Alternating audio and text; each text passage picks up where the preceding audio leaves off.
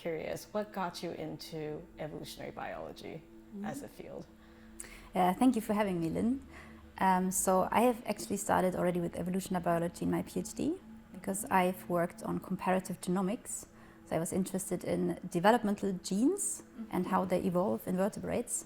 So I've combined looking at genomes with looking at embryos.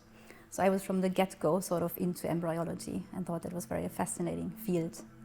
But then once I finished my PhD, I was trying to get into more organismal-driven research areas. Yeah. Because in my PhD I had a sort of very typological way of thinking about embryos.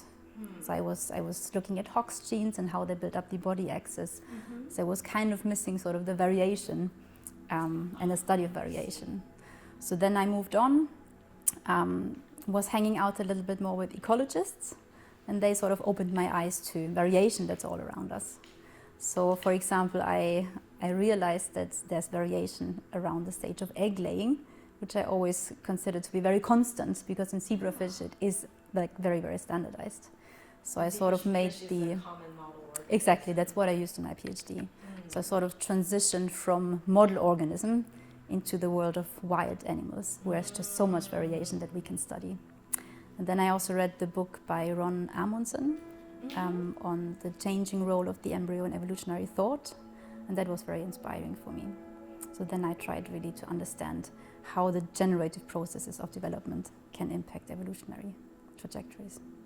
So I found it fascinating that the book, Evolution Evolving, it's a book about evolution, but a central part of it is about development. So why is development important for evolution? And why is it that other books out there about evolution don't touch on development that much? Yeah, so I think the reason why it has been largely written out of evolutionary theory most of the time is that it is a very, very complicated process. And I think people have been considering that we can't draw any general inferences about studying this very, very complicated process. So I think how we come in now with the book just by opening this black box of development and really drawing on a lot of examples and showing that there are generalities that we can draw from it. And they help us then to predict evolution, to make just better explanations and to just understand the process from a more fundamental level. Give me a fun example from the book? Yeah, I can give you many examples. So the one that I think is most convincing is this inhibitory cascade model, which sounds very complicated, but it's a very, very simple observation that people have made that studied skeletal elements and also the teeth in mammals, for example. And the fundamental observation is that the proportion of different elements in size is constant. So for example, the molar teeth in mice, if you know the size of 2 of them, you can predict the size of the 3rd one. Oh, really? And that holds true in all the fossil record going back to time. And it will probably also hold true in the future. So we can make predictions about the evolutionary trajectories of these molars. And so what can we learn from this example in terms of how evolution works? So we can learn that not everything is possible, of course. So development sort of sets the rules and sets the boundary conditions. So the developmental processes are sort of loading the dice and throwing up the variation that then natural selection can sort through and change over evolutionary timescales. Part of this is already determined by developmental processes. So Exactly. We need to understand these developmental processes in order to understand how they evolve. Exactly. And it's not these idiosyncrasies that people thought are impossible to understand, but actually we can learn these generalities and these rules and then use them to make predictions. So one important phenomenon that was mentioned in the book is developmental plasticity. What does it mean exactly, and why is it important for evolution? So developmental plasticity describes the capacity of organisms to respond to their environment.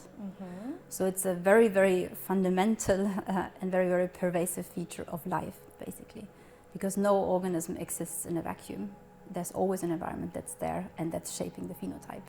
So the phenotype is produced through an interaction of genetic input, but also environmental input. And why is that important for evolution, though? It is important because it's shaping the phenotype distributions that are basically put out there.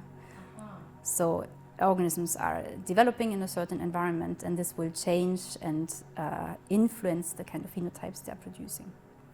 Is there an example from your work?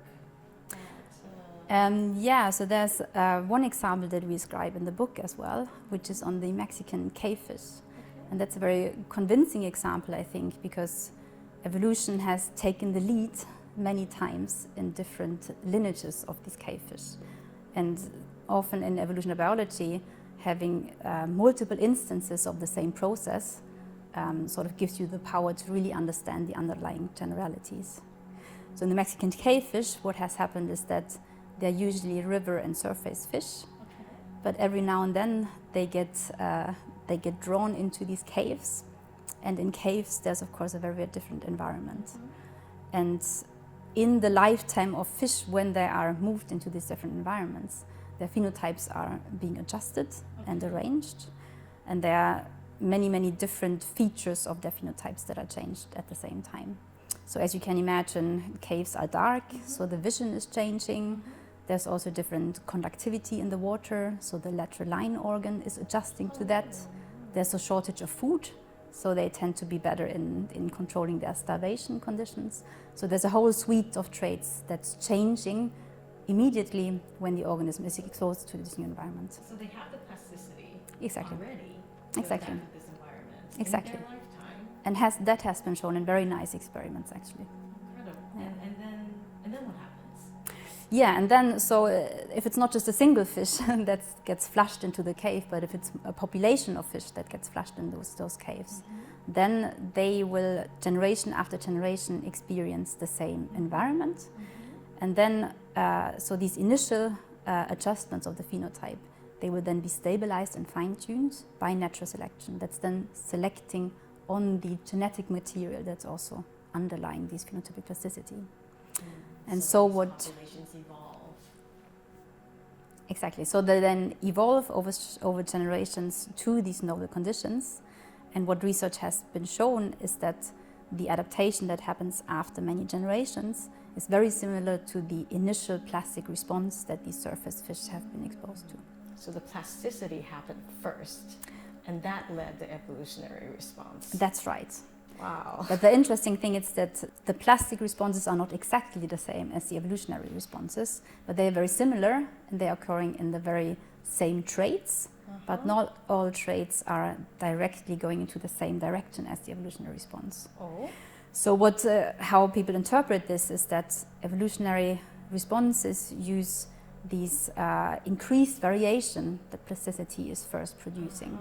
And then just because traits are varying on a larger scale, then that gives natural selection just more material to play with and to sort through over time. So plasticity is not dictating evolutionary outcome, but it's facilitating evolutionary outcomes.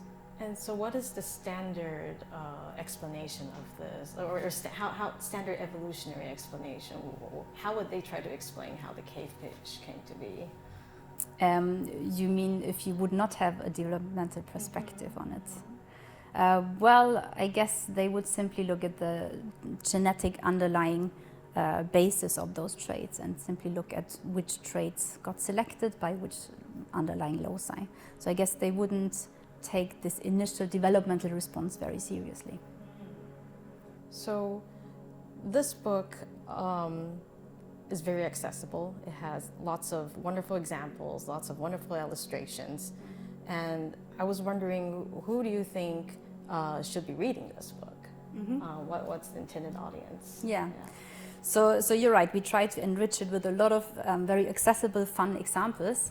So I hope that everyone who's basically interested in evolution and evolutionary biology should read it and should find some inspiration in it. But I personally have very good experience with book clubs that I've been organizing with undergraduates and postdocs at 2 different places now. And even people that have a different background, I think they find different chapters interesting, and we have very, very interesting and stimulating discussions on that, because everyone has their own opinion about how evolution works.